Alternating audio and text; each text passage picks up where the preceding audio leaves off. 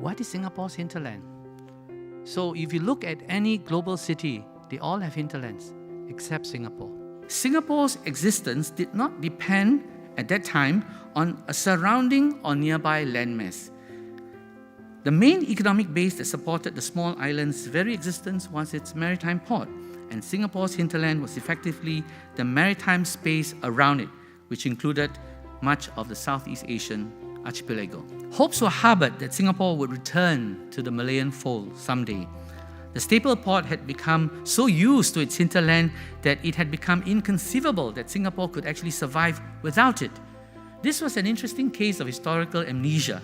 As I had said just a while ago, Singapore had earlier thrived without relying primarily on that overland hinterland. In such a narrative, I explain Singapore's evolution as a port city, whose character and fortunes were determined by trade, movements of people, as well as regional and global politics.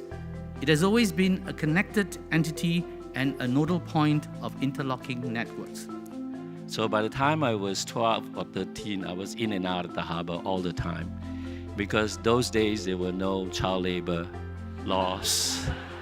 So I was already doing work for my father as a delivery clerk. The port was a very important part of everyday life because it was a very major employer, directly and indirectly, of a very significant portion of the population. Anson Road used to have bars, sex workers, all kinds of sleaze that comes with the port. That is part of the romance. Now that has in fact all disappeared as a result of containerization.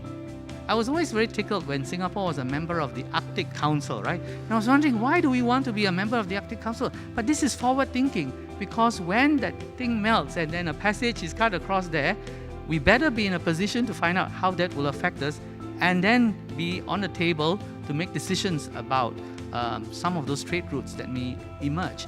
So if Singapore is to maintain and continue to adhere to its instincts as a port city, how will it square with some of the imperatives of being a nation state at the same time? The tensions and contradictions of a city that is also a country will be the subject of my next lecture. So stay tuned. Thank you very much.